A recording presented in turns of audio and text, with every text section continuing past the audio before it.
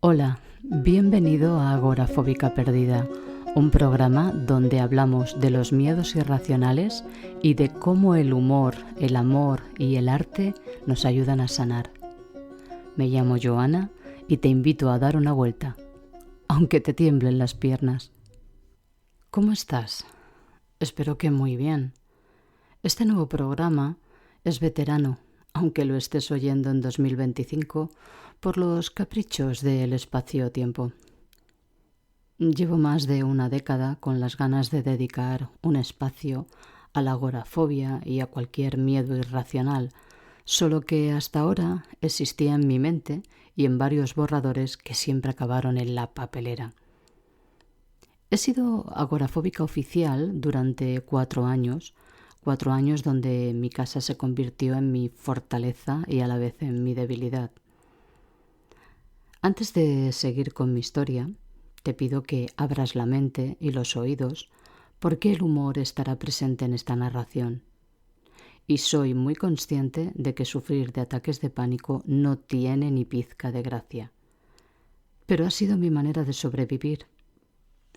Y recuerda, esto no es un método para superar la ansiedad, es solo una experiencia personal. Si buscas un podcast con consejos para superar la ansiedad, aquí no es.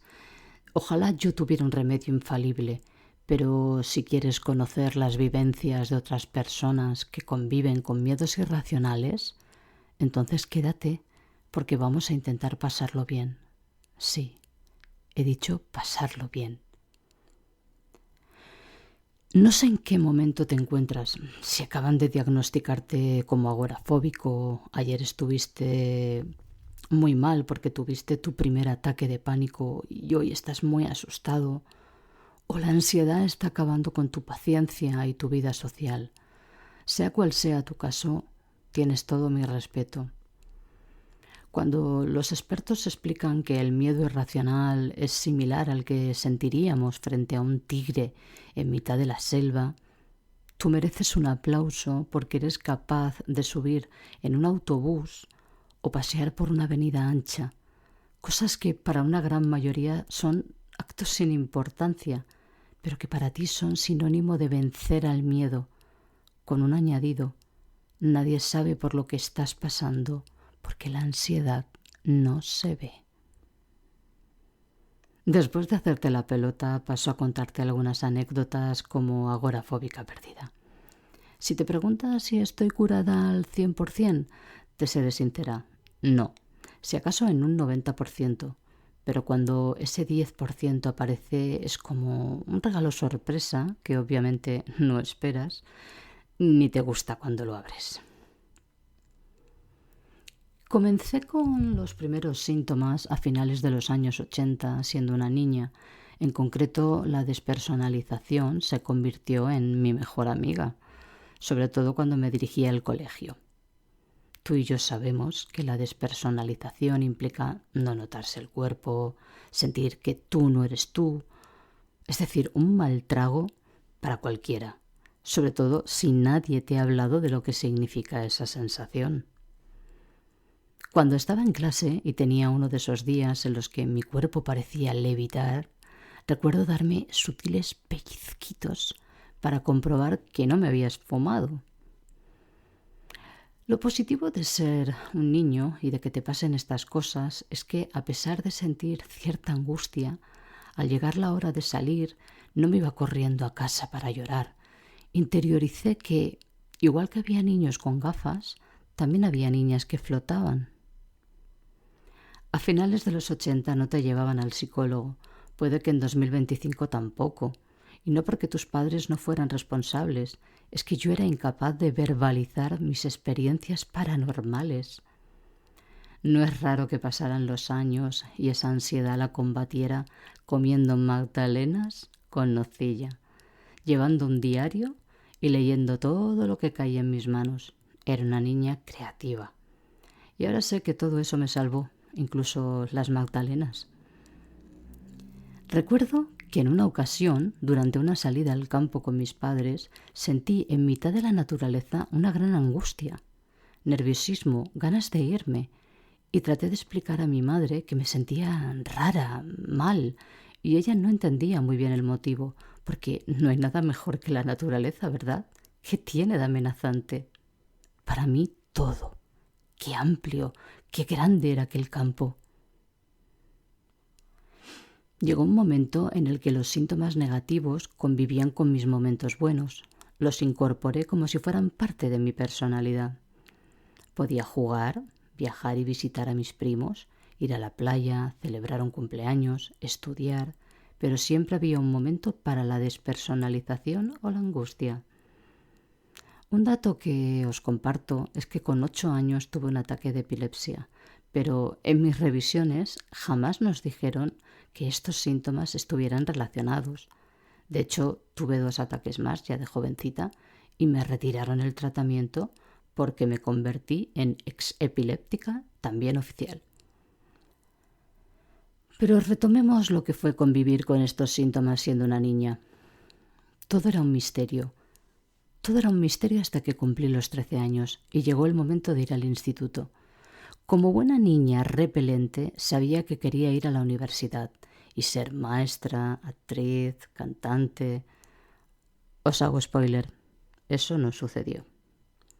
A cambio, comenzaron mis primeros ataques de pánico nivel superior. Con los años vamos aprendiendo y en mi caso aprendí a tenerle miedo al miedo. Podemos afirmar que me hice mayor con 13 años. Cuando me dirigía a mi nuevo lugar de estudio, un instituto bastante feo que estaba relativamente cerca de mi casa, comenzaba la función. Mi corazón se aceleraba, todo a mi alrededor me parecía gris y terrorífico, con la estética de alguna película de Tim Burton, solo que yo no tenía ni idea de quién era. Y a medida que me alejaba de casa, más ganas me entraban de darme la vuelta y correr como si fuera Forrest Gump. Si sois jóvenes, igual no sabéis a quién me refiero. Buscadlo luego en Google. Corre, Forrest, corre, Forrest. Esta nueva experiencia me convirtió en un personaje más o menos popular en el instituto. Ahí estaba la chavala que al llegar a la puerta del centro se da media vuelta corriendo como si le persiguiera el mismísimo diablo. ¡Qué tipa más rara! Pero no solo fui popular allí, sino que en mi barrio también gané mi fama como bicho raro. Los kilos que aumenté durante años de zampar magdalenas se esfumaron a base de carreras. Quiero aclarar de nuevo que mis padres se preocuparon por mí, pero a principios de los 90, al menos en mi ciudad, no encontraron a ningún profesional de la medicina que nos diera primero un diagnóstico y segundo un tratamiento. Era desesperante. Algo había en mi casa que me hacía sentir segura y algo había de camino al instituto que me hacía sentir vulnerable, como si mi cuerpo se convirtiera en gelatina y no tuviera fuerzas para afrontar los cambios, en este caso el cambio de ubicación del lugar de estudios, algo en principio bastante normal. Una de las cosas que más frustración me hacía sentir es que mi problema no fuera visible. Al menos cuando te rompes un brazo o una pierna, te ponen una escayola y además de presumir de herida de guerra, queda patente que estás lesionada. Pero ¿cómo iban a entender mis profesores o mis compañeros mi ansiedad si no la veían? Además, siempre fui buena disimulando hasta que el nivel de terror alcanzaba cuotas de película gore, claro. Al final tuve que dejar los estudios. Y eso para una personita que tenía claro su futuro fue un tremendo desastre. Acudí a la psicóloga del instituto en una ocasión y solo fue capaz de decirle a mi madre que yo tenía un trauma. ¿Cómo quitarlo? Nunca supimos. Su solución fue que yo debía ir a clase todos los días. Claro, como si cruzar un río lleno de cocodrilos fueran unas vacaciones, porque eso era lo que yo sentía de camino a las clases. No sé ni cómo llegué hasta segundo curso. Algunos compañeros de clase sé que se burlaban de mí cuando me ponía de pie en mitad del aula y empezaba a recoger. Por suerte me daba igual. Y la autoestima la tenía en su sitio. Di con un par de profesores de lo más comprensivo y sabían de lo de mi debilidad por las carreras repentinas. Eso no era vida. Vivía con una tensión similar a la de ir a uno de los programas de Calleja donde parece disfrutar mientras te juegas el tipo subiendo al Everest. El miedo irracional es lo que tiene, que solo lo sientes tú y a ti te parece real. Hasta los 19 años, más o menos, me dediqué a compaginar cursos del paro con mis ataques de pánico que iban disminuyendo a la vez que me alejaba de mis sueños. Curioso. Durante esos años constaté que a los psicólogos que me llevó mi madre solo les preocupaba que respirase bien, porque le cobraban unos 50 euros por enseñarme cómo respirar con el diafragma. No exagero, ni uno solo supo manejar el asunto de la ansiedad, despersonalización o ataques de pánico, términos que yo ni siquiera utilizaba en aquel momento. Como mucho, me diagnosticaron depresión porque a veces estaba triste.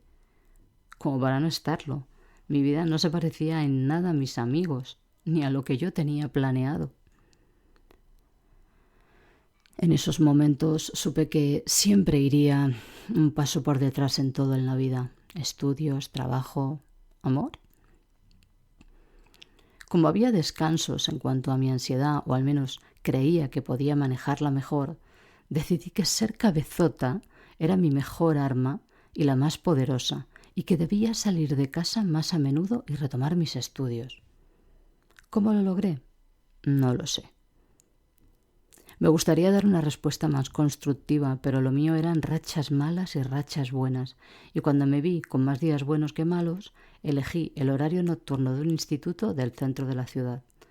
Tenía 19 años y habían pasado 6 desde que fui consciente de que esos temores me iban a acompañar siempre. Esos 3 años me di de baja de ansiedad. Conocí a gente interesante, tuve excelentes profesores, hice nuevos amigos y también pasé por diferentes episodios de despersonalización por aquellos pasillos. Sin embargo, estaba decidida a soportar todo. No sé si todas las personas perfeccionistas y excesivamente responsables tienen ansiedad o viceversa, pero cuando llegó el 4.º año, cuando había que preparar el curso previo a la universidad, mi cerebro comenzó a lanzar señales. Necesitaba un descanso. Una vez más, dar un paso hacia lo que implicaba madurar, para mí significaba, hola, ataques de pánico. Me empezó a faltar la respiración, me ahogaba casi a diario, le cogí miedo a aquel edificio donde había pasado tan buenos ratos y de nuevo mis compañeros siguieron su camino y yo tomé uno diferente, pero en esta ocasión la agorafobia llamó a mi puerta. En 1997 España vivió una de sus etapas más horribles. Fue en ese año cuando la banda terrorista ETA asesinó al joven concejal Miguel Ángel Blanco. ¿Y eso qué tiene que ver con los miedos irracionales? Pues en mi caso, en el momento en que me disponía, como muchos españoles, a manifestarme en contra de aquella barbarie, al abrir la puerta de casa sentí que había un muro y todos los síntomas que formaban parte de mí se multiplicaron por 1000 o por 1.000.000. Me resultaba imposible caminar. Mi mente me pedía que me metiera en casa porque allí estaba segura, como si aquellos 3 años no hubieran existido nunca. Ese fue el primer año de 4 que pasé sin salir prácticamente nada más que por los alrededores de mi edificio y no siempre. Ahí estaba yo, con mis 20 años, encerrada en mi torre de marfil, es decir, en un barrio de la periferia, plantado en mitad del campo, como si todos aquellos pequeños miedos irracionales hubieran estallado como la pólvora tras vivir un episodio tan traumático, como ser testigo de la muerte de una persona inocente, porque unos terroristas pusieron en jaque a un país. Eso por un lado, y por otro estaba el cambio que suponía empezar la universidad. A todas estas conclusiones llegué gracias a una excelente psicóloga que aún no había hecho acto de presencia. ¿Cómo pasé esos 4 años? Oyendo diagnósticos de conocidos y desconocidos. Creo que es algo muy típico en este país. Opinar sin saber de qué va un tema. Entre otras perlas, escuché: no me creo que no puedas salir por ahí, es cuestión de proponértelo.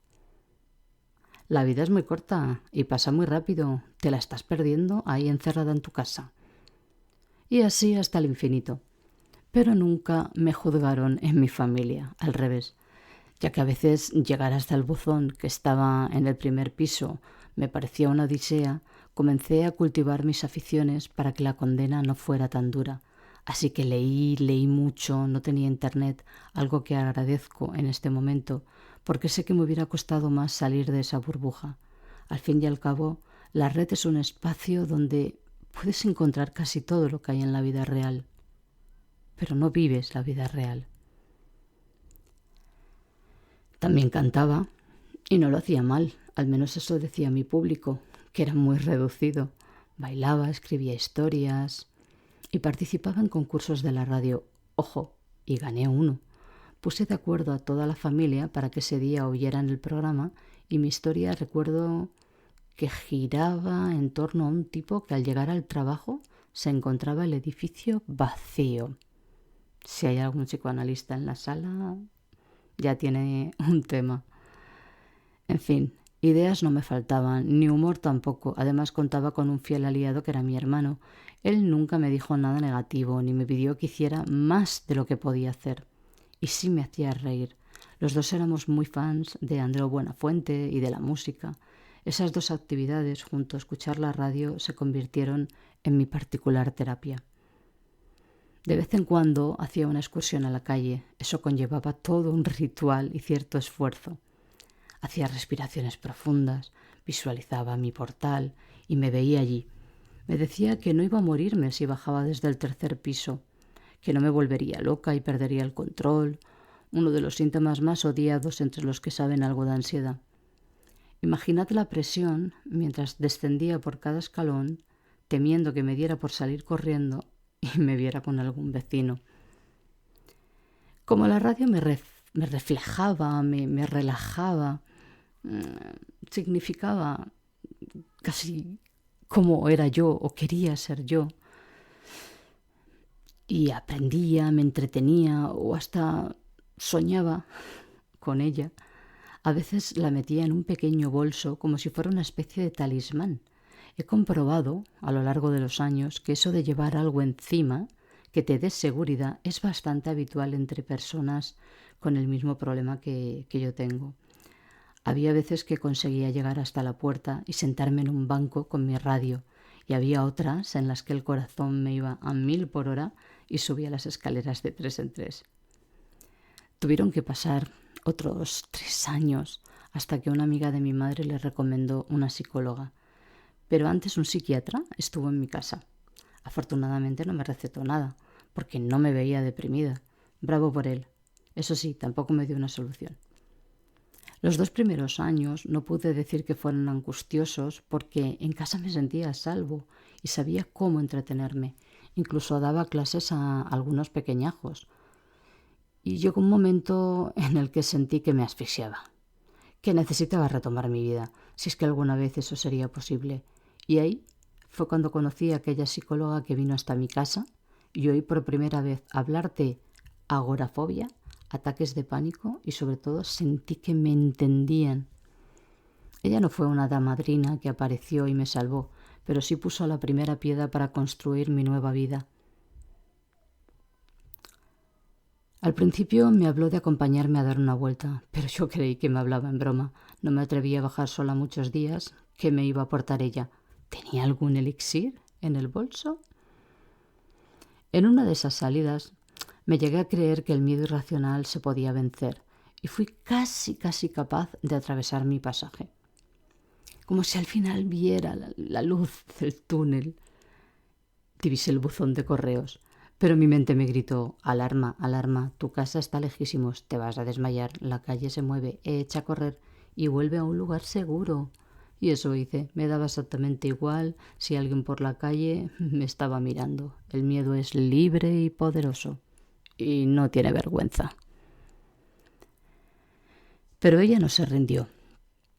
Por cierto, en aquel momento comenzó el concurso Gran Hermano y ella me preguntó qué me parecía.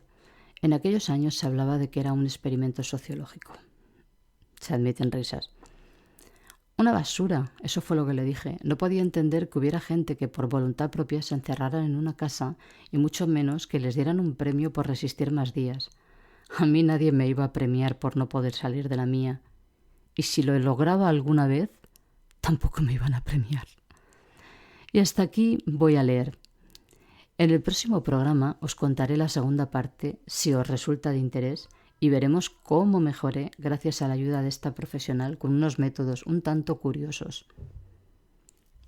También veremos cómo fueron esas primeras salidas ya sola. Gracias por salir a pasear conmigo por Agorafóbica Perdida.